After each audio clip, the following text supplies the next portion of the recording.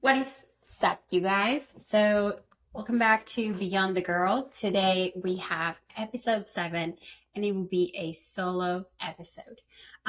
So, on today's episode, I thought I would share with you guys more on a deeper personal level when it comes to mental health in general. So, specifically, we're talking about letting go of anxiety, fear, and everything that comes with that. So first and foremost, I would like to obviously address the fact that there is quite a few people now in a population where you are prescribed antidepressants, anxiety meds, um, mood disorders, all these situations. When you go to the doctor, you feel like, or at least I did. This was about, I'm going to say 5 years ago. I was at a point in my life where I wasn't very sure what was going on in terms of my headspace, and I fell into a very severe depression. Now, I never took this very serious before because I was like, you're in charge of your thoughts, you're in charge of your emotions. And I feel like it's something that you could definitely get out of without any sort of drug. Now, this was obviously not the case. It happens to everybody at some point in their life, and it is totally normal. Okay. Now, I try to battle it on my own. There was a lot of things that I would just every day kind of become aware of, but it was just something that I just did not want to get out of bed. I didn't want to keep going with life. There was a lot of ups and downs, and it wasn't that something that depended on anyone else, but more so within me. And at this point, like I seeked for help. Um, and my help was exactly go to my family doctor, trust that they will have the best judgment for my situation. And obviously what they did was is just they're going to treat it with a selective serotonin reuptake inhibitor. So what that does is like there's a lot of meds for mental health situations like disorders or conditions or anything like that, and it's a very broad spectrum of medications where it either has to do with dopamine, serotonin, and all these neurotransmitters that directly affect your mood.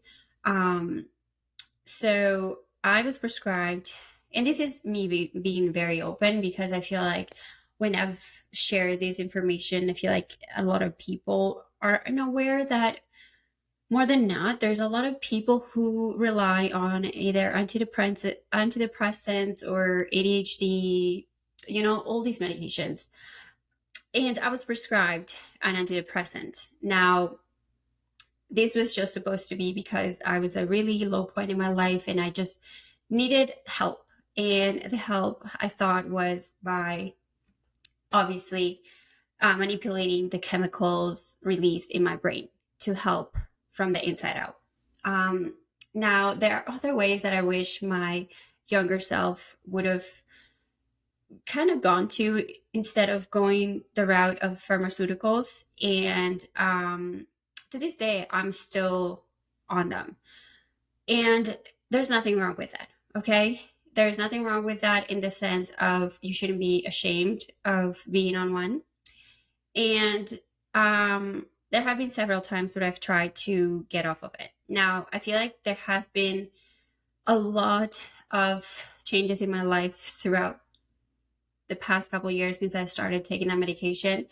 When I talked to my doctor, I was pretty clear that I just wanted to be on it for the minimal amount of time where I just could get some sort of aid and, like get back to a point in life where I felt more stable enough to get off of them.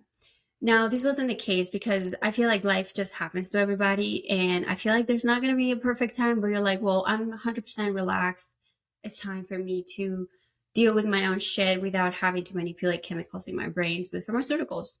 Now, I tried to get off of them the wrong way. I actually once cut them cold turkey, and that was the worst idea. Like, that was just not okay. And if you're trying to get off of them by just cold turkey, it is definitely not the way to go, especially if you've been on these things for X amount of years.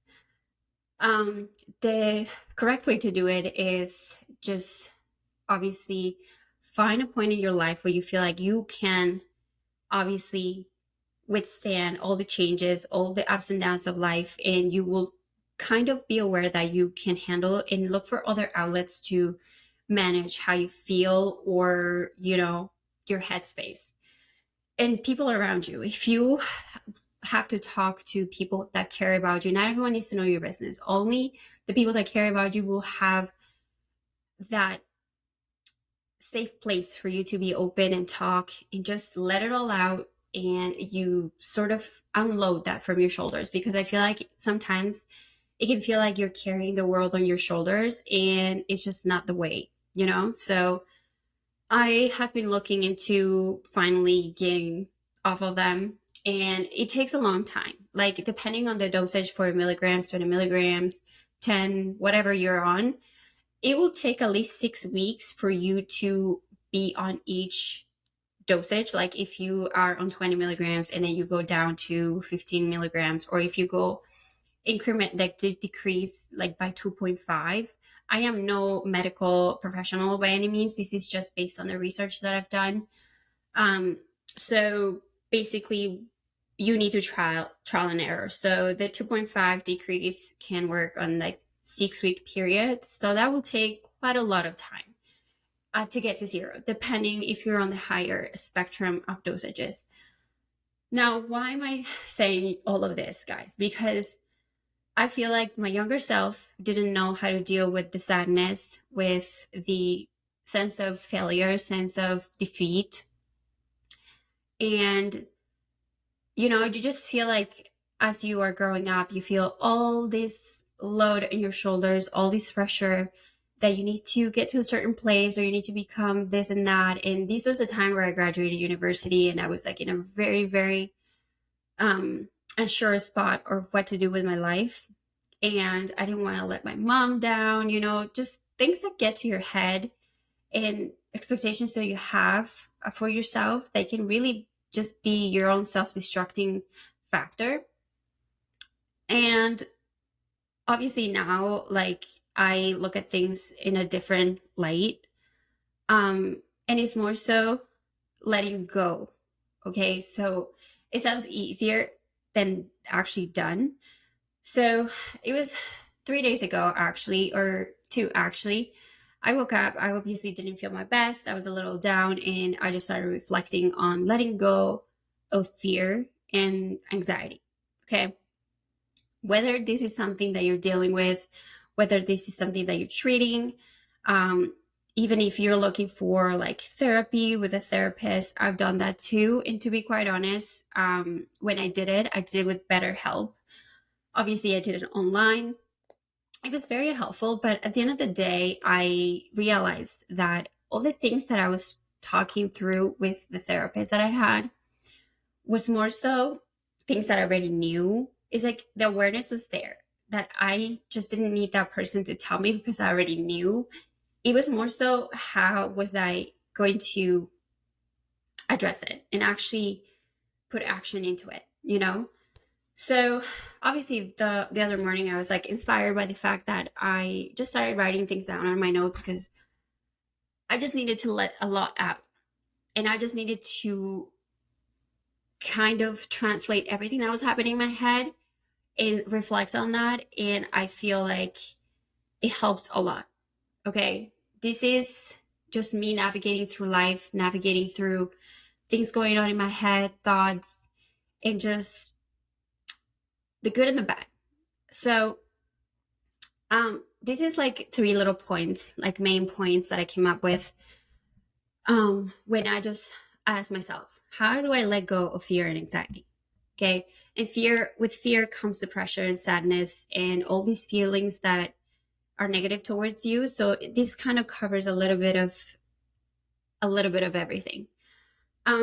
So the main point was surrender and let go.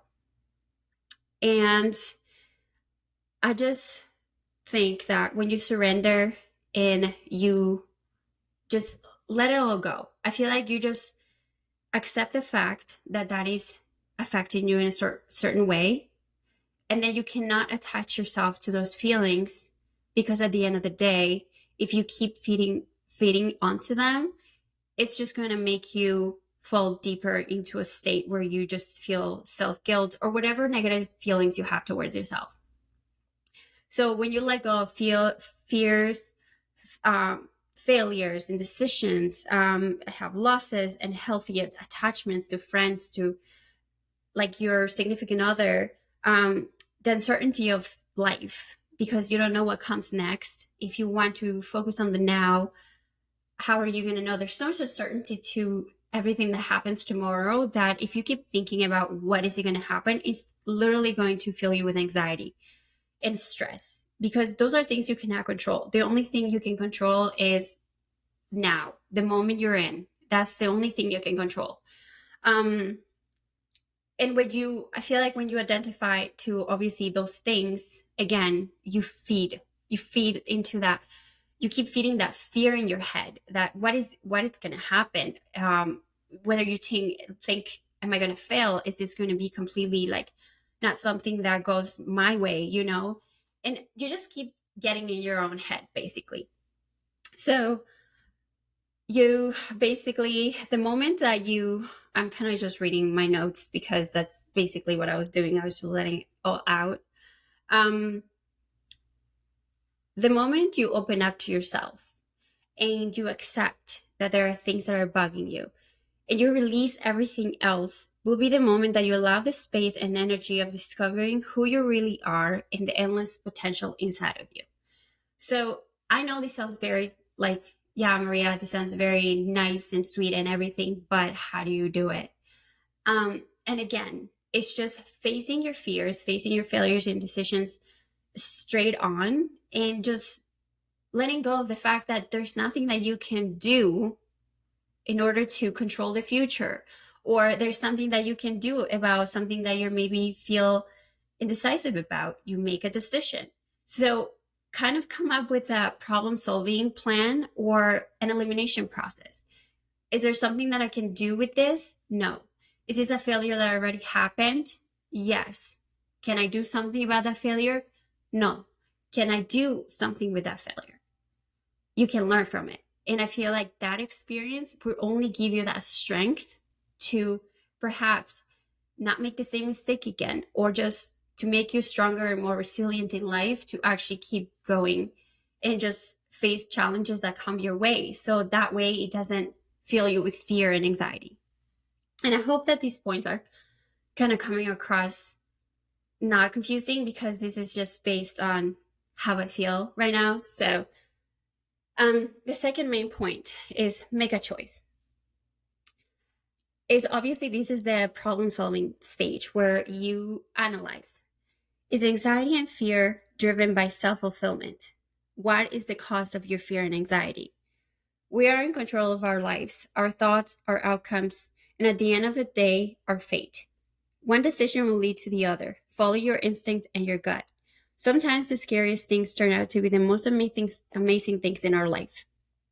And with this, again, it is the problem solving stage where you really just sit with yourself and then you make a choice whether you want to move on from it or you want to address what's causing that feeling, or just completely let go and say, and just accept that it's something that affects you. It broke you, but now you need to pick up the pieces and keep moving on.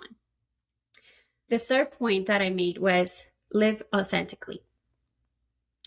So when you hold on to things like material things, money, achievements, like the ego that you get from achieving things, your financial, social status, and perhaps bank account, you attach to these things that you look past the one thing that is probably the most useful for you to change everything, which is authenticity.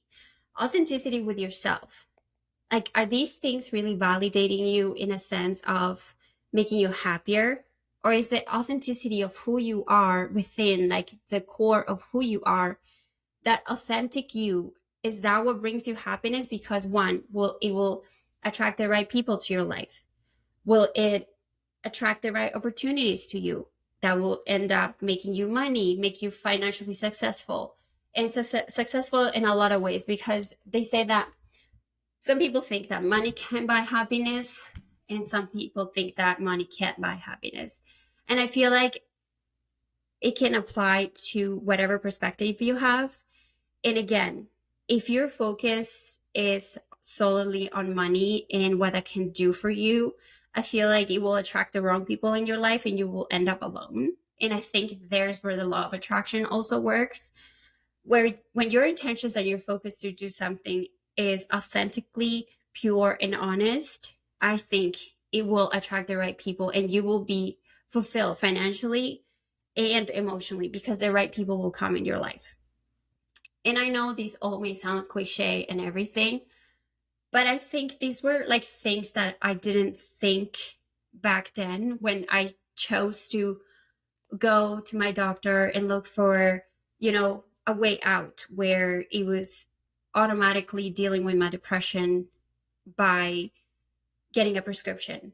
And it is not something I regret. Now, it is something that I just wish I was more aware of.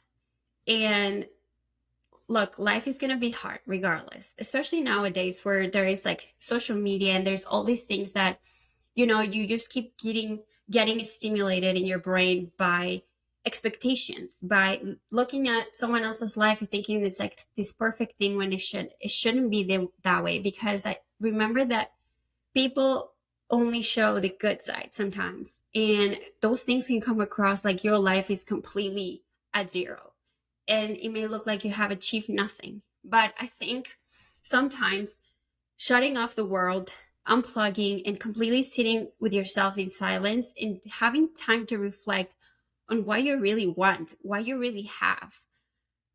And I feel like that's what we forget sometimes. We just keep focusing on what we want and what we need, rather than focusing on things that we already have and that are pretty much like giving us everything that we need, but we just choose not to because we always want more. We always want either what the other person has, or, like what's on trend, or what seems to be like the latest thing nowadays.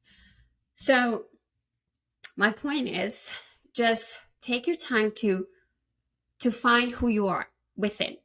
And I think that's what I've been doing a lot. And I've been reflecting about the things that I want, the things that I don't want for myself, the things that I feel I deserve, and the things that people around me deserve. And I have so much growth to do in a lot of areas of who I am. And that is something that, again, comes with time. It comes with experience. It comes with making mistakes, having failures, and just taking risks in life. So I hope that obviously all of this little reflecting that I did on my own, and I decided to share because I think it's such an important and vulnerable side of each one of us, especially putting myself out there, like disclosing, like even though there's no shame in that, I feel like obviously sharing that you are on some sort of antidepressant or anything, the missing for people can think that you have issues, and there's nothing like that. And if you don't know what a antidepressant does, or specifically serotonin, it's basically a drug that inhibits the uptake of serotonin in your neurons, so it leaves them out in the brain, so there's more serotonin available to go throughout your body. So serotonin is actually has to do a lot with your mood, your overall immunity, digestion, sex drive, and sense of judgment. All these things, like it plays a huge role in a lot of things. And that's why when I cut it cold turkey, I was going through so much withdrawals, my digestion, my weight, my skin, my mood, my sex drive, everything was out of whack. And it was something that you should not even try. There are ways to wean off of it and taper down when it comes to things like this. You have to be very careful. And yeah, I'm not trying to give you a whole like neurological class here about neurotransmitters, but that's basically what it does. And I feel like when you manipulate so much of the brain and you mess with these neurotransmitters and things like that, I think like long term, you will 100% depend on that. And I think that's my biggest fear, depending on something to manipulate the serotonin and available in my brain to completely be myself. So that is exactly what I tell myself, and I just try not to, because it feels like I used to call it my personality pill, and that was like the worst way to refer to that, because that's not who I am.